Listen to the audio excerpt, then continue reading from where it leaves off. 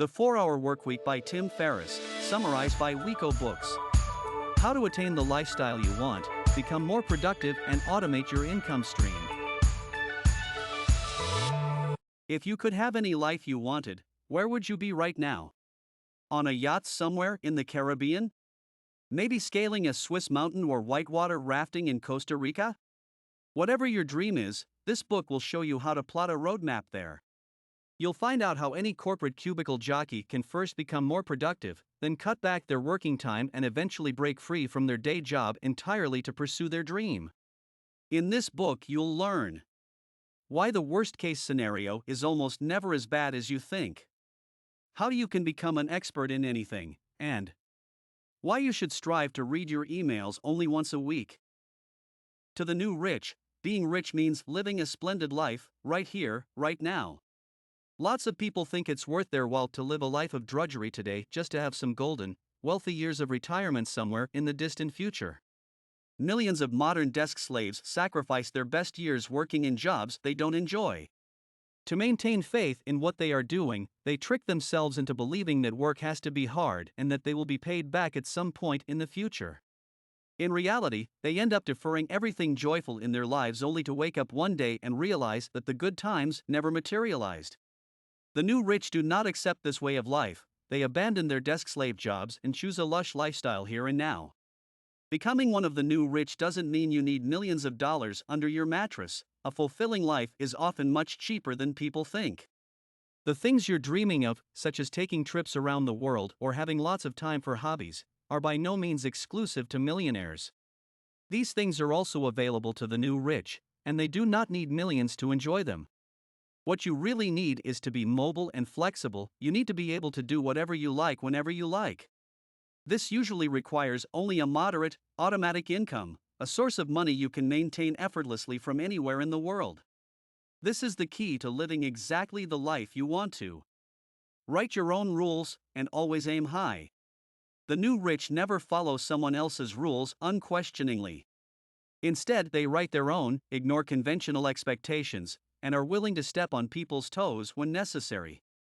Adopt this mindset and you, too, can aim high and accomplish even the biggest goals, the so-called unrealistic things such as traveling the world, becoming the world champion in tango dancing, or learning a new language every year. Aiming high will set you apart from all those who think realistically and settle for mediocrity. In fact, since most people settle for good rather than aim for great, the competition for good goals is often far more fierce. Unrealistic things might be easier to accomplish than you think, because only a few dare to think big. It's often lonely at the top, meaning less competition for you. While most people tend to overestimate the risks of dreaming big and aiming high, the new rich try to understand what the worst-case outcome of any gutsy decision could be. For example, if you decided to travel the world right now, and everything went wrong, what is the worst that could happen? Intuitively, most people dread a journey into the unknown, but often this is simply because they never consider the true risks they are facing. When you take a critical look at the risks, you often find out that even the worst-case catastrophe is not the end of the world at all.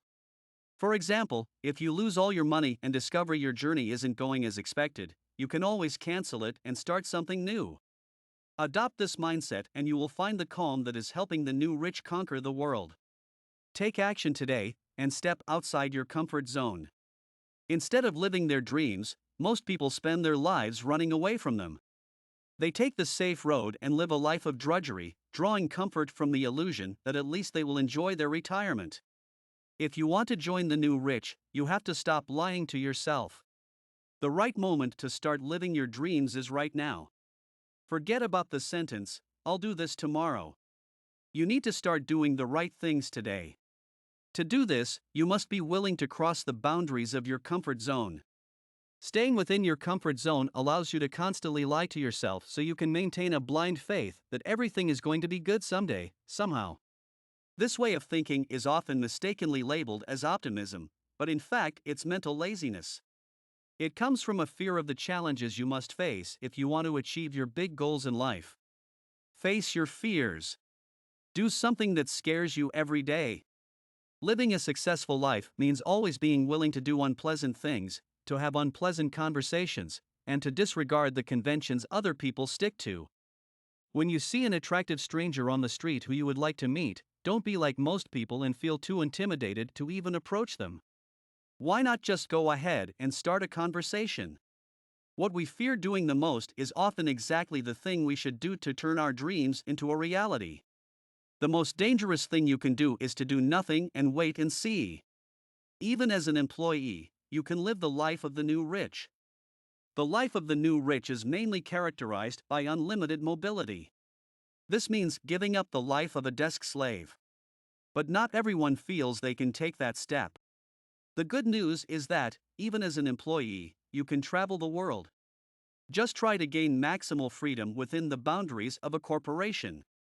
How do you achieve this? First of all, make yourself indispensable. Have your company invest money into you, attend trainings, and become an expert they can't afford to lose.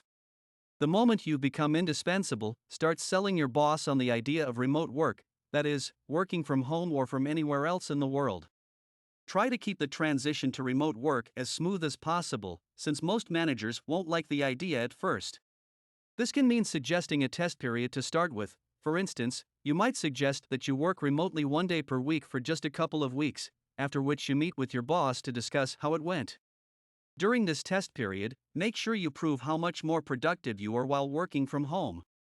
And you should be, because there are far fewer distractions at home than at the office. Since you don't have to waste half your day commuting, chatting to colleagues, or attending useless meetings, you should get much more done in the same amount of time. After successfully proving this to your boss, expand the amount of remote work step by step, until, one fine day, you don't have to show up at the office ever again. Be effective, not efficient. Don't do everything right, do the right things. Time is not a good indicator of productivity. Spending a lot of time working does not mean you're doing the right things or that you're doing them in the right way. In today's workplaces, it's hard to measure the productivity of a white-collar worker.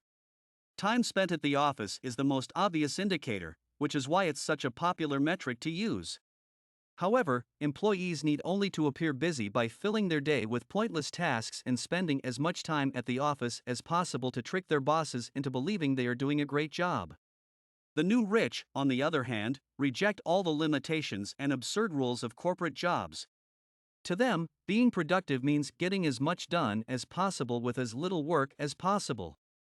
There's no point being concerned with efficiency, which means getting things done as quickly as possible.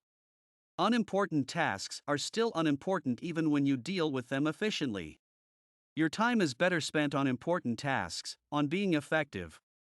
Focus on only those tasks that will bring you closer to your personal goals and dreams. To focus on the important things, use the 80-20 rule. In most situations, 20% of the work produces 80% of the results. The rest of the work, most of what we do, usually has very little effect. Hence, make good use of your time by focusing on the tasks that have the greatest impact.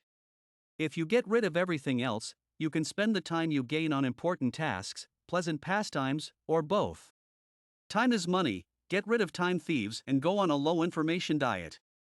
Most of the things people do during a regular workday have no impact whatsoever, hence, getting rid of them doesn't decrease the quality of your work but does save time. For example, collecting information by reading newspapers takes a lot of time. Go on a low information diet and focus on obtaining only the small amount of information that is actually relevant to your work. And make sure you get this information in the most efficient way. Don't spend hours researching a topic when instead you can call on an expert to answer even complex questions quickly. This saves time and often provides better results. During an average workday, you'll likely encounter many time thieves, activities, or people that use up your precious time while giving very little in return. Get rid of them. Meetings, for example, are like black holes where time and energy disappear, and most are completely unnecessary anyway. In fact, the only time a meeting is appropriate is when a decision calls for input from several people. If this is the case, make sure there is an agenda and a fixed schedule to keep participants focused on results and to stop them from babbling. Never attend meetings where you're not absolutely indispensable.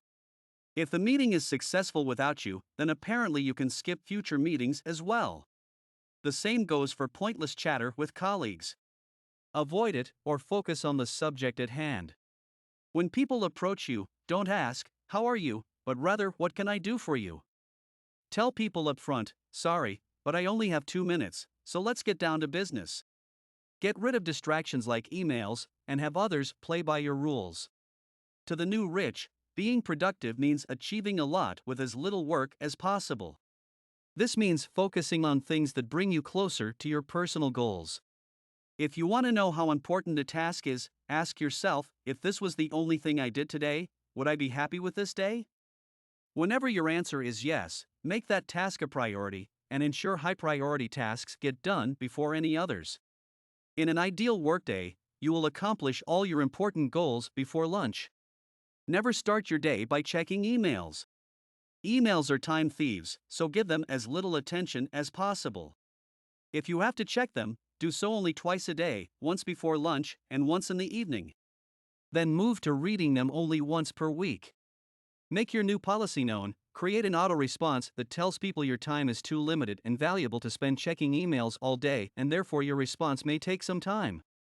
Make sure people don't start calling you over every minor question they have, thus constantly interrupting your concentration. Most things can wait.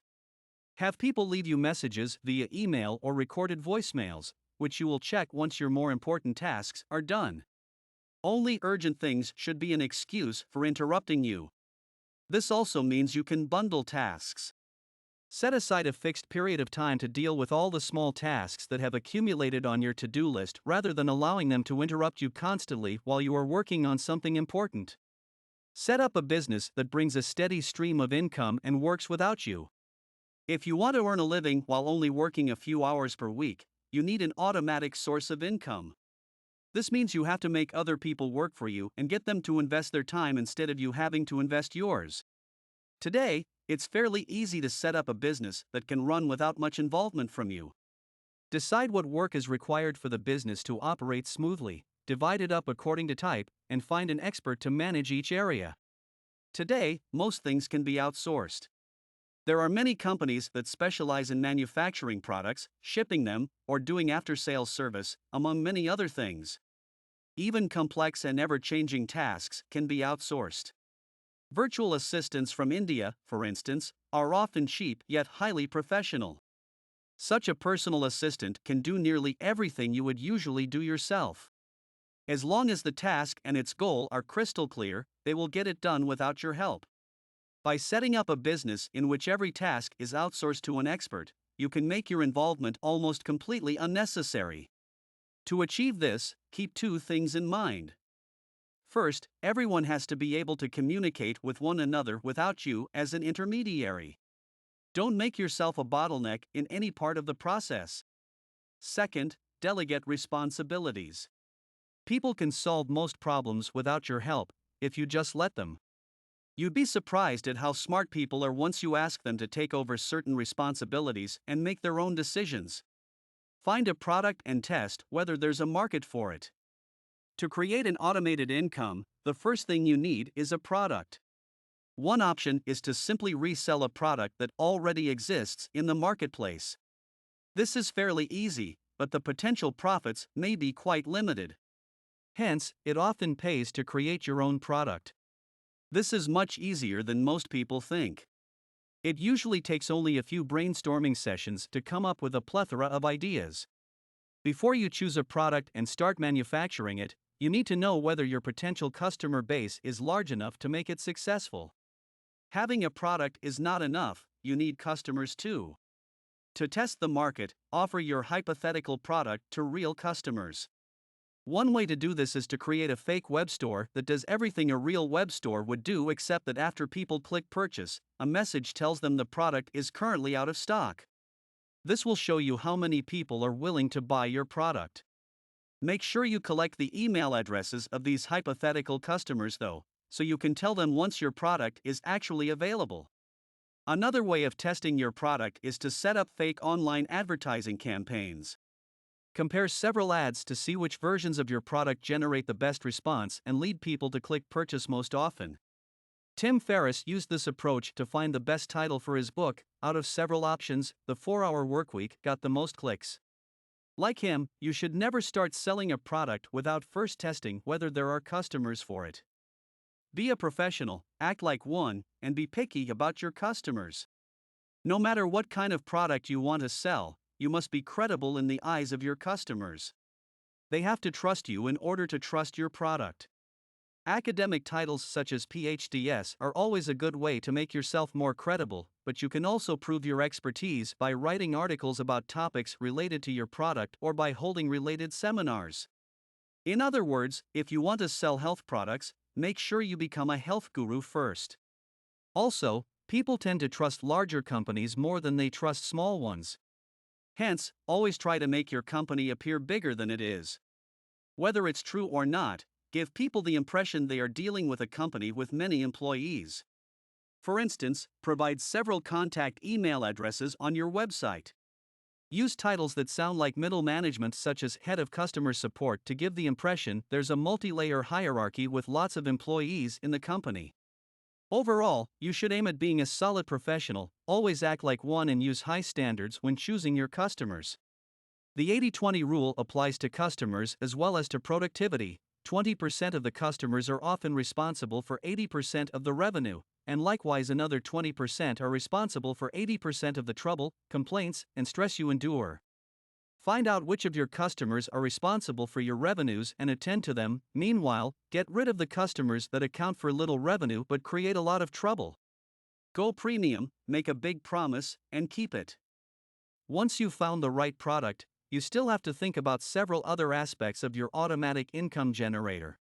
To sell your product, you must be able to promise your customers big benefits from using it, and you must keep this promise. Only when you're able to summarize these benefits in one simple sentence should you start selling it. Make it as easy as possible for your customers to buy your product without them having to make a bunch of decisions first. The more choices a customer has, for example, between colors, the more likely he will cancel the purchase and walk away. Finding profitable customers often means choosing a premium segment. Ask for a premium price and create a premium image so that you can earn greater margins and thus build a more profitable business. The higher the profit on your products, the fewer you need to sell to meet your income goals, and hence the fewer customers you'll need to deal with. Also, the people willing to pay a higher price are often those who are the least likely to cause trouble, complain, or return your products. If they buy premium, they probably don't have to watch every penny, so even if a product doesn't meet their expectations, they probably won't bother returning it. You can even risk offering these customers a full refund plus extra compensation if they want to return your product. If you pick the right customers, they won't take unfair advantage of this offer, rather, they will trust you and your product even more. Final summary. The key message in this book. Instead of living the 9-to-5 life of a desk slave, join the new rich, create an automated income, and enjoy a full life here and now. Actionable advice. Stop checking your emails in the morning and get your important tasks done by lunch. If you're like most people, you probably check your emails first thing in the morning. This is a mistake, because your morning should be dedicated to the highest priority tasks you have for the day, and checking your inbox will only slow you down. Ideally, you'll have all your crucial tasks done by lunch, and the rest of the day will be just gravy. You have been listening to the 4-Hour Workweek by Tim Ferriss, summarized by Books.